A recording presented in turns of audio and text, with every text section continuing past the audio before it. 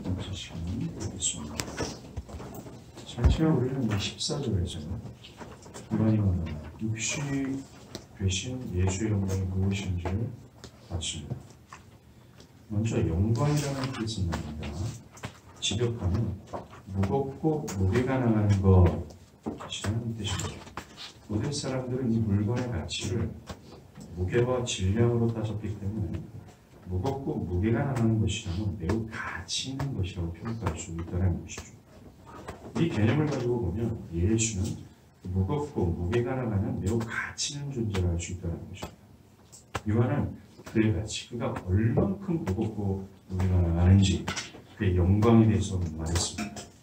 그가 말하는 그리스도의 영광은 그저 객관적 지식이 아니라 그가 보고 맛본 주관적 경험을 얘기하는 겁니다. 즉, 이 객관적 지식을 그저 사변적으로 우리에게 전달하는 것이 아니라 이 객관적 지식을 자신이 친히 경험한 주관적 경험을 말했다는 거예요. 이것이 우리에게 시사하는 것이 있습니다. 나 자신이 지난주에 봤던 14절에 우리가 그의 영광을 보니 라고 하는 그리스도의 영광을 본 참된 신자에 포함되기 위해서는 사도 요한처럼 객관적 지식을 주관적으로 경험하는 것이 필요하다는 거예요. 그것이 없이는 안 된다는 겁니다. 기독교 신앙은 단순히 객관적 지식을 사변적으로 알고 있는 것에 그치지 않습니다. 아, 예수는 하나님의 아들이구나. 예수가 십자가에서 우리를 위해서 죽었구나. 그를 믿으면 구원을 받는구나. 라고 하는 등등의 지식을 머릿속에만 간직하고 있는 것을 철저하게 부정한다는 거예요. 먼저 기독교 신앙은 객관적 신앙을 기반으로 합니다. 이게 중요해요. 철저히 기독교 신앙은 이미 확립되어 있는 이 성경의 지식을 바탕으로 한다는 거예요. 성경의 지식을 기반으로 하지 않고 어떤 개인적인 어떤 주관적 경험이나 개인이 만들어낸 견해를 바탕으로 하지 않는다는 겁니다. 기독교 신앙은 철저히 성경이라는 객관적 지식을 바탕으로 그 성경의 지식을 주관적으로 맛보는 것을 인정해 준다는 거예요. 여러분들이 만드는 신앙적 견해, 여러분들이 아무리 위대하고 놀라운 경험을 했다 할지라도 여러분들의 심령이 막 뜨거워지고 말입니다. 여러분들의 육체를 펄펄 뛰게 할 만큼의 엄청난 값지고 위대한 경험을 했다 할지라도 그것이 성경적 기반이 되어 있지 않은 경험이라면 기독교 신앙은 그것을 인정하지 않는다는 거죠. 그 경험과 놀라움입니다. 기독교 신앙은 철저하게 성경이라는 객관적 지식을 기반으로 합니다. 그리고 거기에 그치는 것을 또한 인정하지 않습니다. 이 성경을 주관적으로 경험하는 거예요. 사도 요한처럼 내가 봤다 라고 할 만큼의 경험입니다. 이것만 참된 신앙으로 인정한다는 거예요. 성경이 말하는 그리스도의 영광을 보고 맛보는 거예요. 그리스도의 영광에 압도되고 그분으로 말미암아 전율을 듭니다. 와우! 그분이 그렇게 은혜가 풍성하시고 영광스러운 하나님이라는 사실을 주관적으로 경험하는 거예요. 그것으로 인해 내 인생이 바뀌는 겁니다. 그리고 나의 전상과 인격이 그의 주인 되신 그분께 귀속되는 거죠. 그분의 노예가 돼요. 이렇게 돼요. 이것이 진짜 구원이고 참된 신앙이기 때문에 그렇죠. 사도 요한이 보고 맛봤던 예수의 영광은 아버지의 독생자의 영광이었고 은혜와 진리가 충만한 영광이었습니다. 구체적으로 말하면 예수는 하나님으로부터 온 독특하면서도 유일한 존재입니다. 죄인이 죄상을 받을 수 있는 존재이며 잃어버린 하나님의 영광을 다시 찾을 수 있는 하나님께 나아갈 수 있는 유일한 길이요 외통수라고 말하고 있는 겁니다. 예수의 영광의 첫 번째는 그분의 유일성에 있다는 거예요. 한번 보세요. 무겁고 무게가 나가는 가장 아주 가치 있는 어떤 물건이 있어요. 그런데 이것이 유일하다고 생각해 보십시오. 온 우주의 정말이죠. 그 영광은 돋보일 수밖에 없다는 것입니다.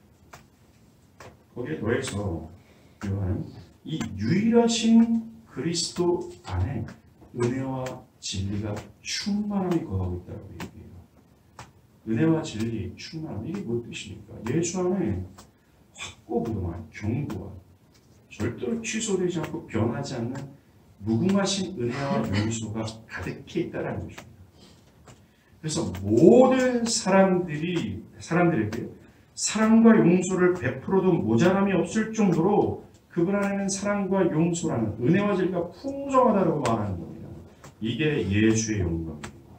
이것이 요한복음 1장 13절에서 하나님의 자녀될 자들이 발견해야 될 요소라는 거예요. 하나님의 자녀될 자들이 봐야 될 영광이라는 겁니다. 바꾸고 말하면 하나님의 자녀들만 이걸 본다라고 얘기하는 겁니다. 만약에 여러분들이 하나님의 자녀라면 이거 보고 놀라고 압도하고, 그래서 여러분의 모든 삶을 그 안에 귀속시키고 그분은 나의 주인이고 나는 그분의 노예로서 살아가고 있다는 거예요. 아니면 꽝이라고 얘기하는 겁니다. 야, 저 예수가 온 세상에 유일한 구원자구나. 저분이 외통수구나. 같이 있고 또 같이 있는 분이구나 라는 겁니다. 그리고 저분 안에는 어떤 죄인도 용서를 받을 수 있고 사랑을 받을 수 있는 은혜와 진리가 충만함이 있구나 라고 깨닫는 겁니다. 그래서 바디메오처럼 그들은 주의 말씀을 귀로 들어 하나님의 그리스도의 영광을 보는 거예요. 그래서 바디메오처럼 육신 안에 은닉되어 있는 예수, 그 예수의 영광을 발견하고 악착같이 그를 부여잡고자 하는 겁니다. 어떤 장애물이 있어요. 수많은 인생의 장애물이 있어요. 이 세상 전체가 장애물입니다. 여러분들을 살아가는 인생 전체에서 경험하는 모든 것이 그리스도의 영광을 가리는 모든 장애물이에요. 근데 그 장애물을 뛰어넘고 바디메오처럼 뭐라 그래요? 더욱 소리 질러. 반말하는 게 아니라 가로되 그리스도를 치는 거죠. 그걸 잡고 같이 내 마음과 뜻과 정성을 다해서 붙잡는 거죠. 왜냐하면 그분은 나의 평생토록 내가 그분을 영화롭게 할 만한 충분한 가치가 있는 것이기 때문에 그렇습니다. 직장, 사업, 자식, 건강, 미래의 계획 등등 이것 때문에 짓눌리고 불안해할 것입니다. 여러분. 속이 상하고 우울할 수도 있습니다. 왠지 아십니까? 그것이 여러분들이 가장 가치 있는 존재이기 때문에 그래요. 돌이켜야 됩니다. 그것이 예수가 되어야 됩니다. 그 예수의 영광을 보고 맛볼 때, 그리고 그것을 지속해서 의지할 때에 여러분들의 세상이 그 어떤 것 앞에서도 두려워하지 않고 염려하지 않게 될 거예요. 자유케 되고 담대하게 된다는 겁니다. 예수의 영광을 보고 지속해서 그 영광을 의지할 때입니다. 여러분이 사랑하는 사람들, 여러분들의 애이든 남편과 아내든 자식이든 아버지든 절대로 여러분들에게 이런 힘을 줄 수 없어요. 위로가 안 된다는 겁니다. 잠시 그들이 주는 위로와 힘 말입니다. 거치는 안개와 같아요. 우리가 얘기했던 풀의 꽃과 같이 한심스럽게 짝이 없는 너덜너덜거리는 위로가 힘일 수밖에 없습니다. 우리는 사랑하는 사람으로부터 위로 못 얻습니다. 그들로부터 힘을 얻을 수 없어요. 오직 사도 요한은 우리가 그의 영광을 보매 라고 했다. 그가 받던 영광은 그거로만 됩니다. 오늘 본문은 말입니다. 우리가 읽은 16절. 방금 제가 말씀드린 객관적 지식을 주관적 경험으로 맛본 자는 참된 신자다라는 것을 말합니다. 다시 말해서 참된 신자는 그리스도의 영광을 보고 맛봤던 14절의 우리라고 하는, 또 15절의 세례 요한의 말을 지지할 수 있는 존재라는 거예요. 사도 요한과 그의 12사도들이 우리라고 하면서 우리가 그의 영광을 봤다? 그분은 독생자와 은혜와 진리가 충만한 영광이다. 세례 요한도 바로 맞다. 사도 요한이 말하는 게 맞다라고 말했잖아요. 그런데 진짜 신자는 말입니다. 거기에 합세해서 세례 요한의 말이 맞아. 사도 요한의 말이 맞아. 12사도가 그리스도의 영광을 받잖아. 그들이 본 예수가 진짜 하나님이야 라고 지지할 수 있는 존재라는 거예요. 우리말 성경에는 없지만 헬라어 원문을 보면요. 16절, 우리가 읽은 본문이죠. 16절이 시작하기 전에 호티라는 왜냐하면이라는 접속사가 붙어 있어요. 이 왜냐하면이라는 접속사는 16절이 14절과 15절과 연결되어 있다는 것입니다. 먼저 14절하고 연결해서 보면 14절이요. 육신이 되신 예수의 영광을 보니 하나님의 독생자의 영광이요 은혜와 진리가 충만하다라고 한 이후에 16절로 가는 겁니다. 왜냐하면 우리가 다 그의 충만한 가운데서 받았기 때문이다 라고 할 수 있습니다.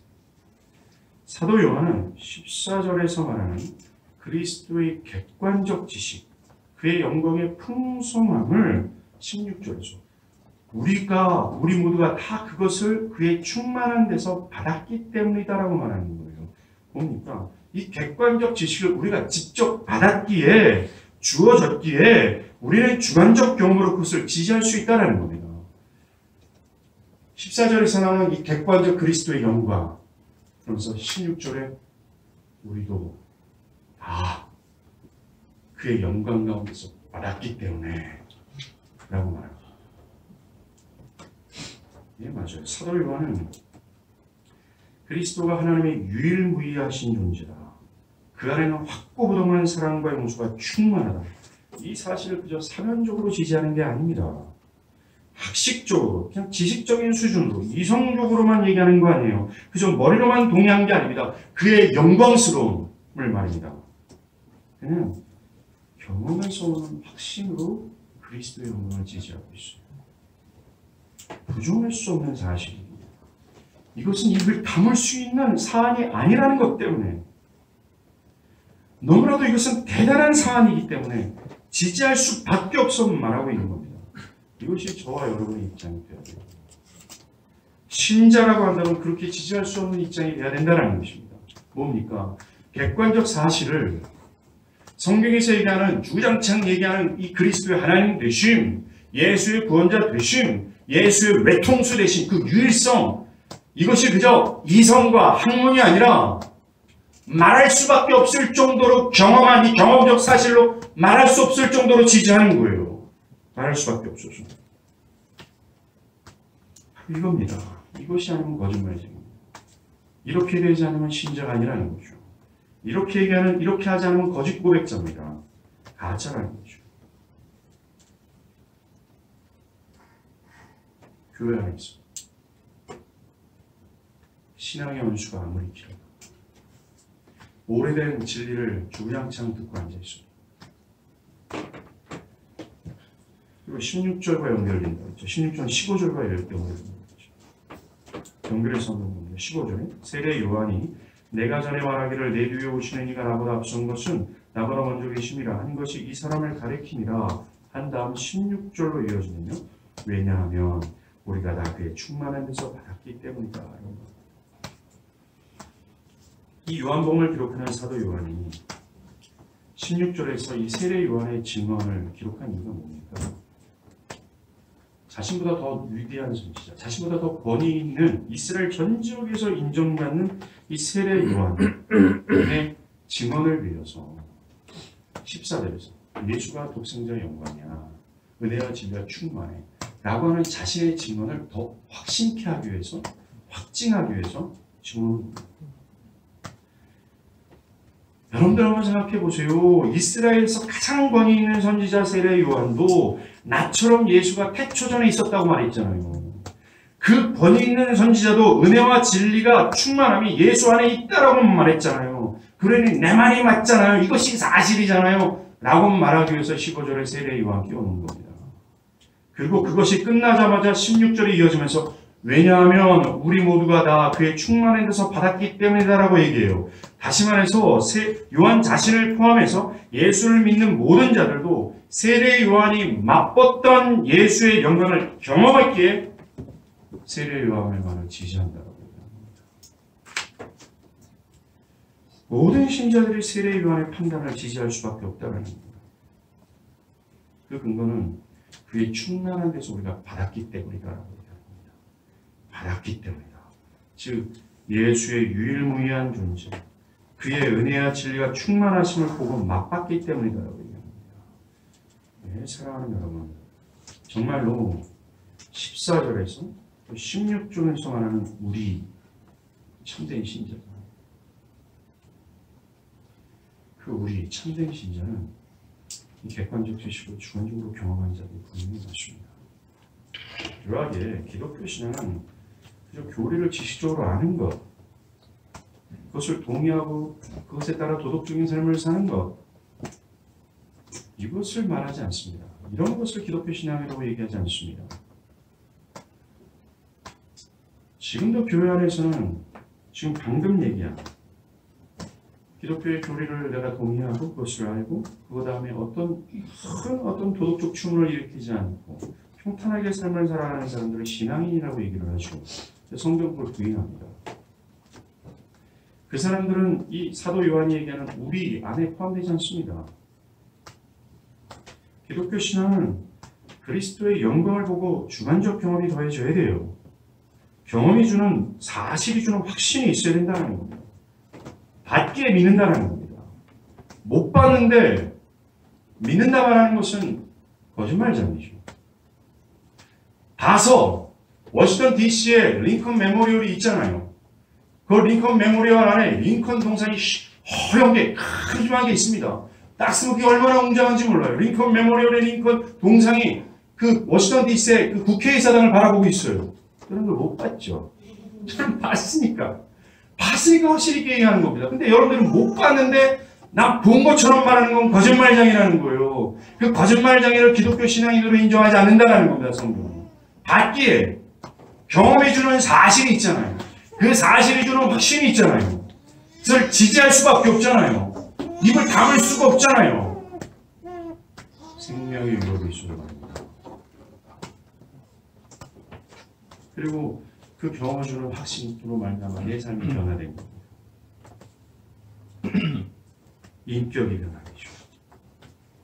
삶의 순종이라는 열매가 필연적으로 나타나는 겁니다. 거기까지라는 겁니다. 이게 기독교 신앙이라고 얘기합니다. 기독교는 철저히 한 인물과 관련이 있어요. 예수라는 겁니다. 예수가 어떤 존재고 그분이 어떤 일을 행하셨는지 그 일로 얻어진 결과가 나에게 어떤 영향을 끼쳤는지 그리고 그것으로 인해 나의 전인격이 변화되어야 된다는 거예요. 잠시의 변화가 아니라는 겁니다. 일순간의 일시적인 변화가 아니라 영원히 취소될 수 없는 견고한 변화를 받아야 된다는 거예요. 이 내면에 잠시의 의지와 잠시의 성향의 변화가 아니라 잠시 감정적으로 해피하고 감정적으로 업되는 변화가 아니라 세상이가 어떤 요소라도 그 의지와 성향을 꺾을 수 없는 견고한 변화 있잖아요. 하나님만 할 수 있는 변화, 여기에 있어요. 이게 기독교라고 합니다. 예수의 영광을 주관적으로 경험하지 않는 사람들, 이 사람은 기독교인이 아닙니다. 그에게 신앙적, 도덕적인 규율일 뿐이고 굉장히 힘겨운 의무가 될 뿐입니다. 여러분이 십자가의 죽음을 그저 객관적 사실로만 여긴다면 매우 위험스럽고 심각한 상태입니다. 뭔지 아십니까? 구원이 없기 때문에 그렇습니다. 이것은 객관적인 지식으로 머물러서는 안 되는 사안입니다. 이 사안은 기필코 주관적인 경험으로 확증해야 될 사안입니다. 만약 그렇지 않다면 근심에 빠지고 구하시고 사도 바디메오처럼 근심하며 간구하며 하나님을 부르짖어야 됩니다. 왜요? 지옥 때문에 그렇습니다. 지옥이 앞에 있기 때문에. 사랑하는 여러분은 사도 요한이 얘기한 것처럼 이 객관적 지식을 주관적으로 경험하셨습니다. 여러분들의 삶이 그것을 답하고 있습니까? 여러분의 인격이 그것을 답하고 있습니까? 그리스도의 십자가를 어린 시절부터 주구장창 귀가 따가울 정도로 들었는데 그 그리스도의 십자가로 죄사함을 받지 못할 자격 없는 내가 그 그리스도의 은혜의 충만함으로 말미암아 구원을 받았다라는 이 사실에 감사합니까? 전율하고 그것으로 내 삶을 돌이켜 그리스도를 기뻐 그분을 주인으로 삼고 있습니까?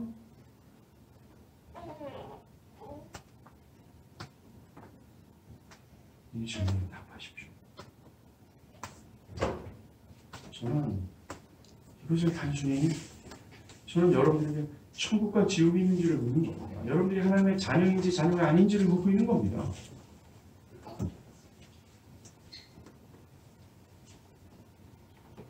한 절을 말합니다. 요한은 16절에서 14절에서 언급한 16절에서 오늘 보면서 14절에서부터 그리스도의 충만을 다시 옵니다. 여기서 충만이란 이런 뜻이 있습니다. 큰 데에 많은 짐, 상품, 선원, 노젓는 사람, 군인들로 꽉 찬 상태예요. 부족함이 없는 상태를 충만합니다. 또한 충만이란 아무리 시간이 지나도 아무리 소비해도 절대로 고갈되거나 소모되지 않는 완전한 것을 뜻합니다. 이게 충만이라는 거죠. 요한은 예수 안에 이렇게 사라지지 않고 고갈되지 않고 변형되지 않는 충만함이 있다라고 얘기합니다. 그가 가졌다라고 얘기합니다. 성경에서 이 충만이라는 단어를 사용할 때는요, 신약 전체가 하나님과 관련된 것을 설명할 때만 이 충만이라는 것을 써요. 왜냐하면 그럴 수밖에 없기 때문에 그렇습니다. 이 세상의 모든 것은 시간이 지나면 변형되거나 소모가 됩니다. 고갈되거나 원래 형태를 잃어버리죠. 이 세상의 모든 것이 그렇지 않습니까? 예를 들어서 우리가 마시는 물은 말입니다. 많은 사람들이 마시면 고갈될 수밖에 없습니다. 아무리 위대한 역사적 유물과 작품이라 할지라도 시간이 지나면 그 아름다움은 퇴색되고 변형됩니다. 충만할 수가 없습니다. 인간이 가지고 있는 지혜와 사랑, 그 한계가 분명히 존재합니다. 여러분들이 죽어라 사랑해서 결혼한 남편과 아내들, 오늘이라도 당장 취소할 수 있지 않습니까? 아닌가요? 저한테 물어보십시오. 충만할 수가 없어요. 그런데 오직 하나님에게만 충만이라는 단어를 사용할 수 있어요. 오직 하나님 안에 있는 것만 충만이라는 단어를 사용할 수 있다는 겁니다. 선지자 에레미야가 발견한 하나님의 충만이 있어요. 그가 발견한 이 충만이 오늘 본문과 맥을 같이 합니다. 에레미야가 3장 22절입니다. 여호와의 인자와 긍휼이 무궁하심으로 우리가 진멸되지 아니함입니다.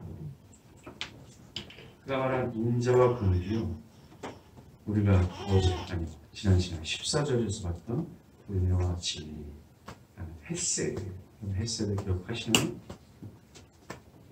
영원 무궁무로운 변하지 않는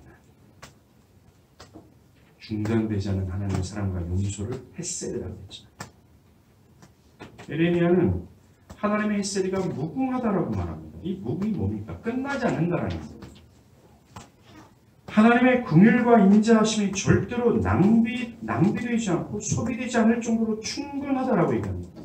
그러면서 에레미야가 우리가 진멸되지 않는 이유는, 즉 하나님의 백성들이 진멸되지 않는 이유가 하나님의 헷세리의 충만함 때문이다라고 얘기하는 겁니다. 즉 여전히 하나님 백성이라고 하는데 여전히 죄악과 악행 가운데 사는 우리가 지금도 앞으로도 지속해서 용서를 받고 사랑을 받는 이유는 하나님의 은혜의 충만함 때문이라고 얘기합니다.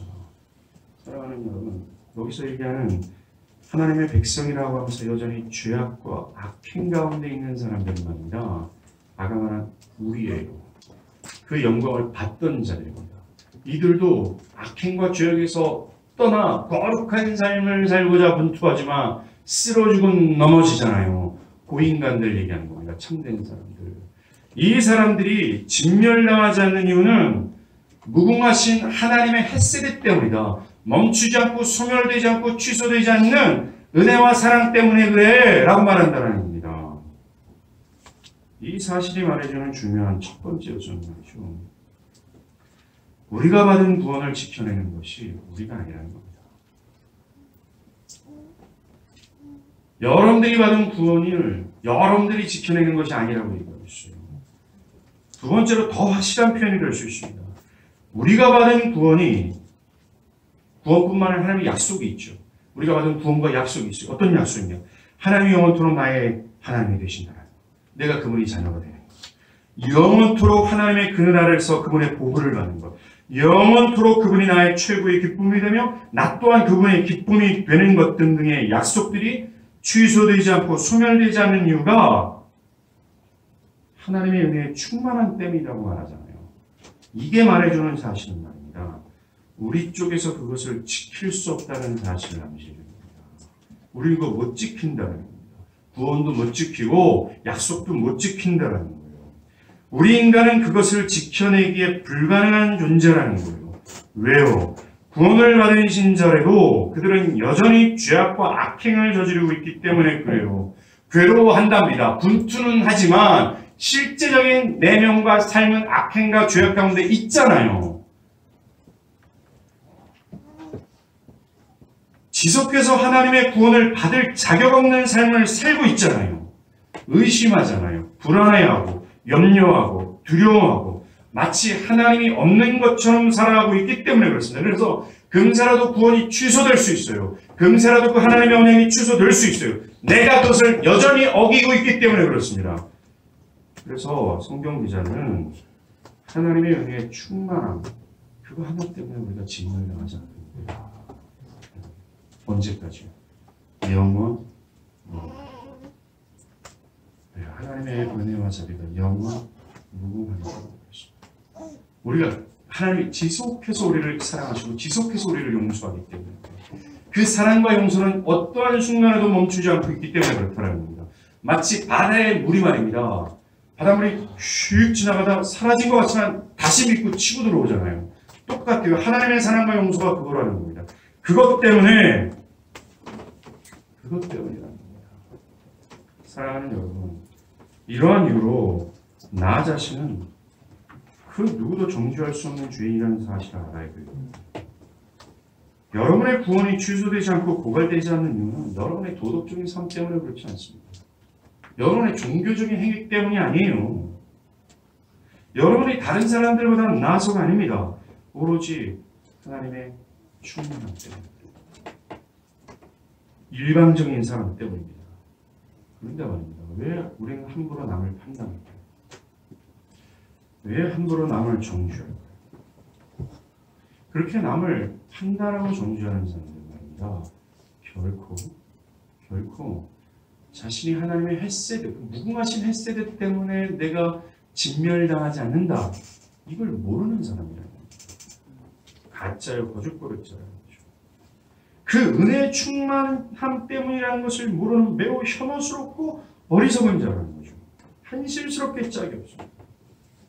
그리고 이렇게 하나님의 사랑과 용서와 인자와 긍휼함과 보호함과 우리를 향한 하나님의 약속이 충만함에도 불구하고 단 한 번도 고갈되거나 소멸한 적이 없다라고 얘기하잖아요. 영원 무궁토록. 그런데 왜 염려하고 왜 우리가 두려워하고 왜 불안해하는지 모르겠습니다. 하나님의 사랑과 인자하심이 평생토록 나를 따른다라고 시편의 다윗도 얘기하잖아요. 여호와는 나의 목자시니 이렇게 하잖아요. 노래를 좀 하지만 저보다 잘하는 사람이 와가지고 이거 불러가지고 여호와의 사랑과 인자하심과 긍휼이 평생 나의 뒤를 따라다닌다라고 얘기하는데 왜 우리가 이렇게 좌절하는지 모르겠습니다. 우리가 주의해서 볼 것 중에 하나가 16절이에요. 16절에서 우리가 다 그의 충만한 데서 받으니 해서 다라는 표현은 우리 모두 다라는 거예요. 한 사람도 빠짐없이 그의 충만한 데서 받았다라고 해요. 즉 모든 신자는 어떤 신자도 유예 없이 구원이 취소되는 이유는 그 사람들 모두가 다 하나님의 충만함 때문이다. 그들의 구원이 취소되지 않습니다. 그리고 모든 신자가 다 하나님의 은혜의 충만함 때문에 겨우 살 수 있을 정도로 여전히 죄악과 악행 가운데 있다는 겁니다. 우리 모두가 다 충만함 가운데 받았다는 것은 모든 신자들이 한 사람도 빠짐없이 그들의 도덕적인 행위 때문에 구원과 언약이 지속되는 것이 아니라 하나님의 은혜 때문이다. 반대로 얘기합니다. 모든 신자들이 그 하나님의 충만함이 필요할 정도로 여전히 죄악과 악행 가운데 있다는 것. 이 사실이 우리를 부정하게 해요. 나 자신이 얼마나 한심스럽게 짝이 없는 존재라는 사실을 어떠한 선도 의도 없구나 내 안에 그래서 어떠한 자랑할 만한 요소가 없구나 라고 하면서 자기를 부정케 한다는 거예요. 왜 이걸 몰라요? 왜 이걸 모르고 왜 정죄합니까? 바리새인들의 특징이 뭐라고 그러겠어요? 예수님. 그들은 생각만 할지 행동하지 않는다라고 얘기하잖아요. 똑같습니다. 오늘날 교회 안에 있는 바리새인들의 특징이 뭔지 아십니까? 쥐는 행동하지 않고 좋은 견해를 갖고 있거든요. 지는 행동하지 않고 좋은 생각은 갖고 있거든요. 지는 생각하지 않고 이것은 옳고 이것은 그르다 라고 하는 판단을 할 수 있단 말입니다. 그 옳은 생각, 옳은 견해, 옳은 판단의식 요것 가지고 나는 옳아 하면서 저 인간은 아니야 라고 해서 쥐가 재판관처럼 판단하고 요게 바리새인이라고 얘기합니다. 이게 사실 오늘 얘기예요. 오늘 본문은 우리의 입을 다물게 한다. 오늘 본문은 우리의 입을 다물게. 내가 그럴 수 없는 존재. 내가 진멸당하지 않은 이유는 하나님의 충만함이 영원하기 때문에 이렇게 얘기합니다.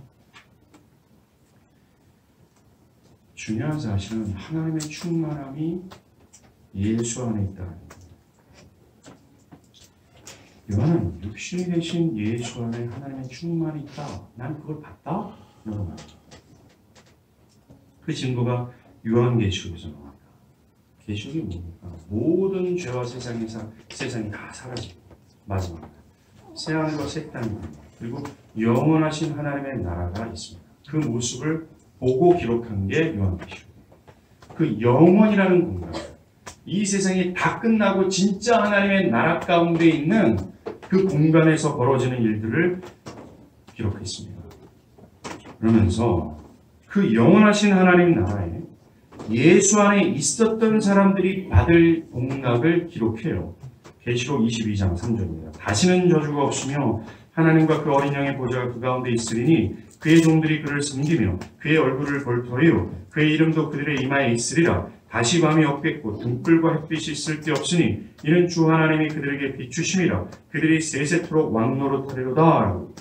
자, 이 영원한 하나님 나라 안에서 저주가 없는 영원한 축복을 받는 자가 누굽니까? 누구라고 말해요?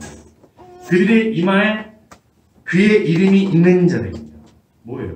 그리스도를 믿음으로 하나님이 이놈은 하나님의 자녀야 라고 빵하고 인치는 사람들이라고 얘기합니다. 예수 안에 있는 자들입니다.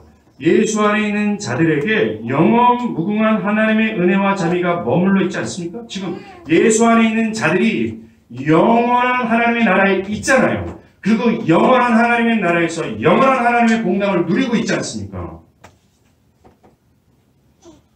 하나님의 은혜의 풍성함이 예수 안에 있다는 증거 아니에요? 하나님의 은혜의 풍성함이 예수 안에 있기에 그 예수 안에 있는 자들이 영원토록 하나님의 충만한 은혜를 갖고 있잖아요. 그걸 요한계시록에 얘기해 주잖아요. 고갈되지 않고 변형되지 않고 확고부동한 은혜의 충만함이 예수 안에 있는 자들에게 누리고 있잖아요.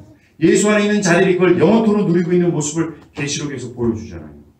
이 확실한 증거를 성경에 얘기합니다. 오직 예수 안에만 하나님의 충만함이 있다라고요. 분명히 제한선을 긋고 있습니다. 우리는 이걸 분명히 해야 돼요. 예수 밖에는 저주예요.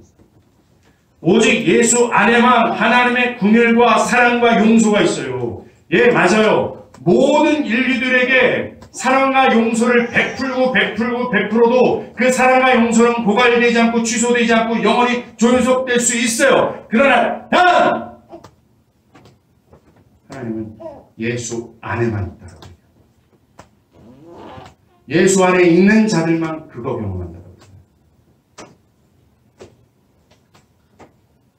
아무리 내가 도덕적인 삶에서 아무리 내가 명석한 견해를 갖고 좋은 판단 능력을 잊고 어떤 사람들을 잘 판단해도 안 된다는 거예요. 아무리 귀엽고 착하게 있어도 아무리 선한 사업을 많이 해도 아무리 올바른 사고를 가져도 죄된다라고 얘기해요. 오직 예수 안에. 그래서 사도 바울도 이걸 지지하잖아요. 골로새서 1장 19절. 아버지께서는 모든 충만으로 예수 안에 거하신다라고 얘기합니다. 그 예수라는 바운드리 안에 하나님의 모든 충만이 있다.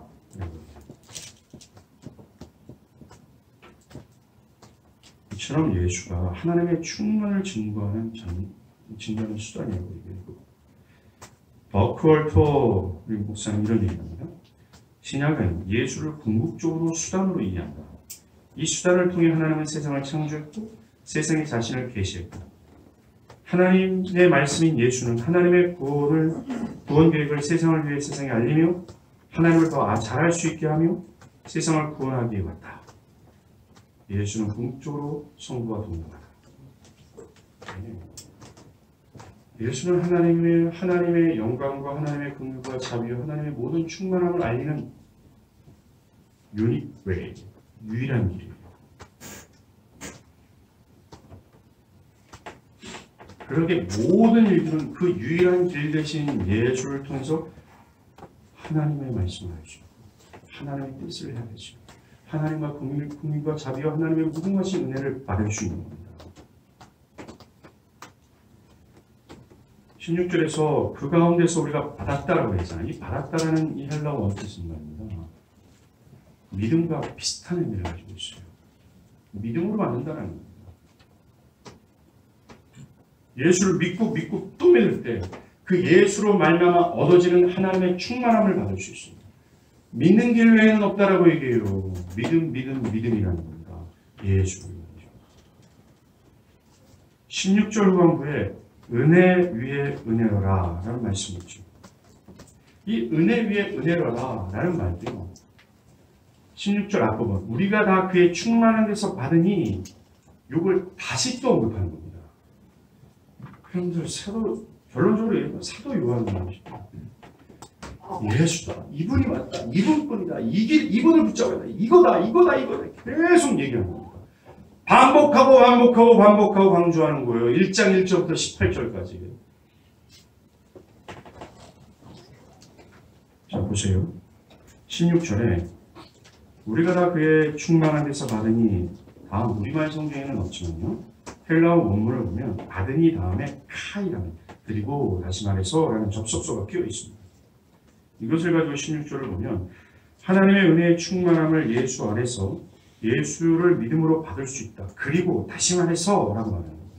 다시 이 사안을 얘기하겠다는 겁니다. 다시 말해서 말한 다음 사도 요한은 뭐라 해요? 은혜 위에 은혜로라 라고 말했어요. 은혜 위에 은혜로라. 자, 보세요. 그래서 포기하지 마십시오. 이게 어렵다고. 포기하지 마세요. 끝까지 가는 겁니다. 우리가 다 그의 충만한 데서 받으니 카이, 다시 말해서 은혜 위에 은혜로라 라고 하잖아요. 그 위에, 은혜 위에 은혜할 때 위에라고 하는 뜻이 대신에 라는 거예요. 이것을 가지고 16절을 다시 볼게요. 우리가 다 하나님의 은혜의 충만함을 예수 안에서 받을 수 있다. 다시 말해서 은혜 대신에 은혜를 받았기 때문이다 라고 얘기합니다. 은혜 대신에 은혜를 받았기 때문이다 라는 말은요. 기존의 은혜가 있었어요. 그 은혜가 있었는데 그것을 대체하는 은혜가 다시 왔다라는 겁니다. 이 은혜 위의 은혜로라가 17절과 연결이 돼요. 기존에 있었던 은혜는 17절에 모세로 말미암아 주어진 율법이에요. 이게 율법이라는 은혜가 있었는데 그것을 대신하여 그리스도로 말미암는 은혜와 충만이 대체됐다라고 얘기하는 겁니다. 율법도 이스라엘이 무엇을 해서 주어진 것이 아니야. 하나님 그냥 줬잖아요. 그래서 은혜라고 얘기합니다. 하나님 은혜의 선물이라고 얘기합니다. 자격 없는 그들에게 거저 베푸신 은총이에요. 그래서 은혜 위에 은혜라라 할 때 이 첫 번째 은혜가 모세의 율법입니다. 요한은 그런 차원에서 유세의 율법이 하나님으로부터 주어진 은혜의 선물이지만 지금은 대체된 은혜. 예수로 말미암은 은혜의 충만. 그거다. 그걸로 대체되어 있다라고 얘기합니다. 자, 사랑하는 여러분, 어떤 사람들은 율법을 상당히 부정적으로 보는 사람들이 있습니다. 그렇지 않습니다. 율법은 하나님의 은혜의 선물로서 선한 거예요. 율법은 말입니다. 궁극적으로 율법 자체는 궁극적으로 뭘 말하고자 하는 메시지가 있습니다. 우리가 봤던 십계명과 그 수많은 신명에 나타나는 모든 율법들은 궁극적으로 뭘 제시하는 것이 있습니다.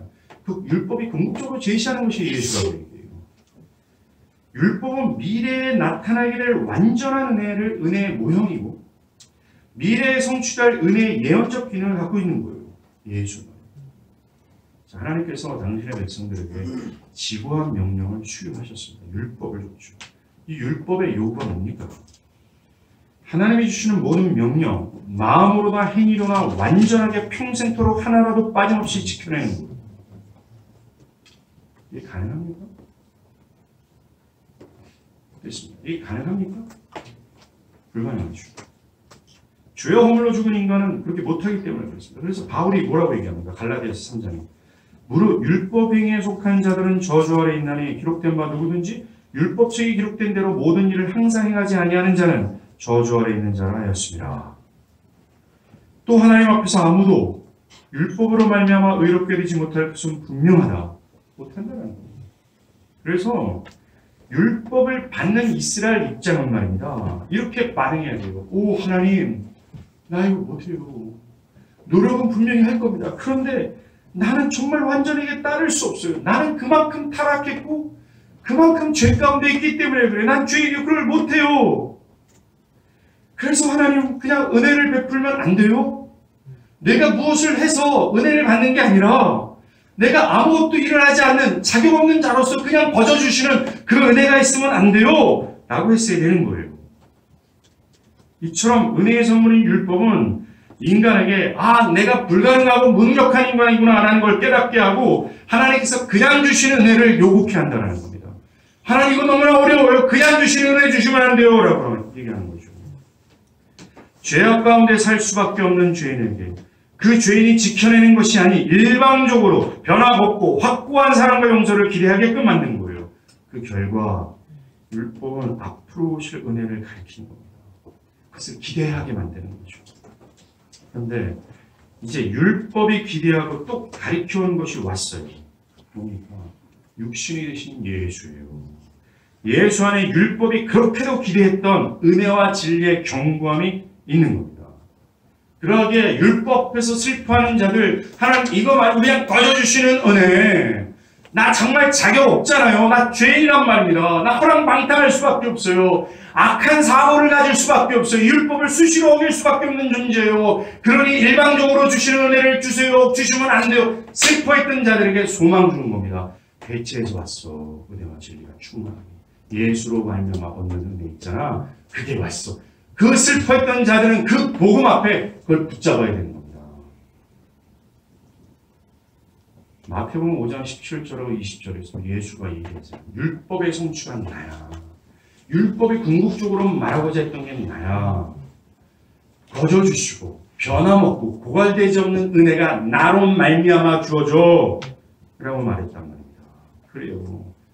이젠 그 헷세르가 예수로 말미암아 주어지는 거예요. 예수와 은혜는 뗄 수가 없습니다. 사랑하는 여러분, 이것을 믿음으로 받으십시오. 예수를 믿음으로. 사랑하는 여러분, 예수 안에는 말입니다. 어떤 죄악을 저지른 자라 할지라도 용서받을 수 있는 사랑과 용서가 충만해요. 절대로 취소되거나 철회하지 않는 사랑이 가득합니다. 그것은 고갈되지 않아요. 이런 예수 안에 있는 은혜의 충만함이 신약에서 봤잖아요. 세리, 창조, 율법상 저주 아래 있는 모든 자들이 예수로 말미암아 자유하고 기쁨으로 충만케 되지 않습니까? 이게 증명하고 있잖아요. 여러분이 세리와 창녀같이 어떤 죄악을 저지른 상태든 어떤 현재 삶을 살아가든 여러분을 충분히 용서하고 사랑할 수 있는 충만함이 예수 안에 있어요. 그래서 예수 안에 들어오길 바랍니다. 예수 안에 들어와야 되는 거예요. 예수 안에 들어오는 게 아까 초반에 설명했던 건데 객관적 지식을 주어지고 경험하는 것이죠. 또한 예수를 믿은 후에도 여전히 죄악 가운데 살아가는 신자가 또 하나님을 망각하고 염려하고 두려워하는 자격 없는 신자가 영원토록 한순간도 빠짐없이 지속해서 살아가게끔 할 정도로 그리스도 안에는 은혜는 충만하다. 너 죄졌냐? 다시 한번 퍼주시는 거야. 너 그렇게 나를 의심했냐? 또 퍼주는 거야. 너 지금도 자격 없구나. 그때 또 퍼주는 거야. 퍼고 또 파도 안 말라요. 예수 안에 있는 충만함이 말입니다.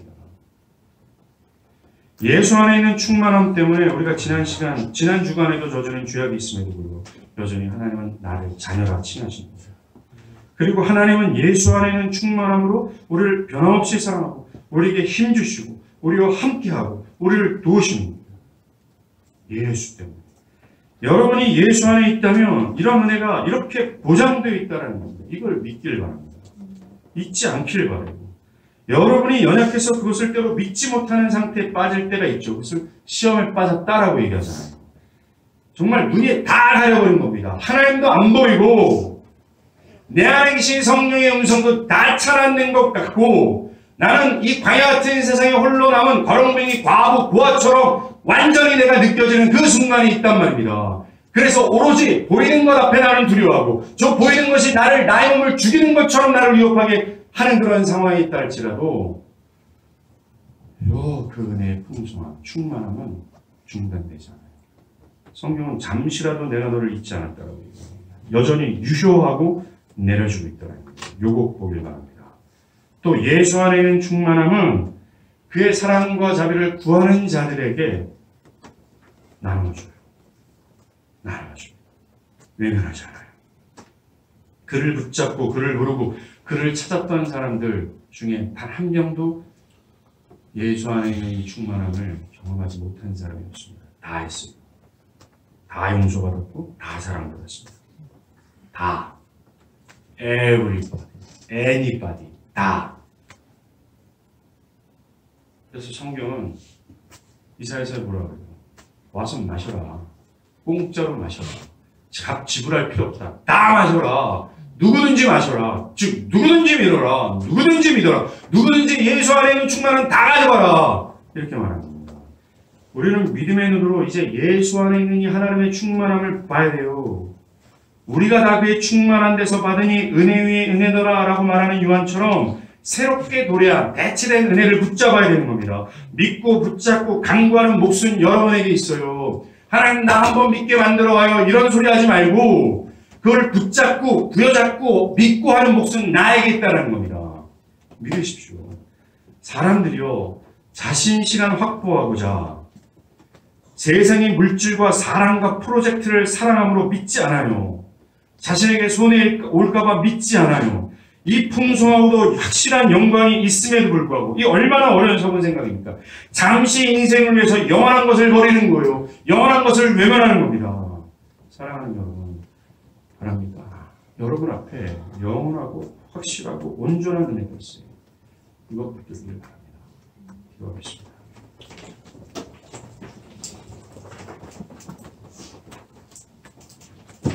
이 시간 우리 함께 기도하는데요. 먼저 이 예수 안에 있는 하나님의 충만한 은혜를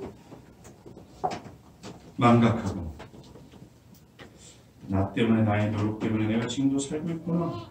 내 구원이 나의 어떤 행위로 보장되어 있구나. 라고 착각했던 것을 회개했으면 좋겠습니다. 무궁하신 은혜가 있기 때문에 우리가 생존할 수 있는 거예요. 그만큼 우리가 주인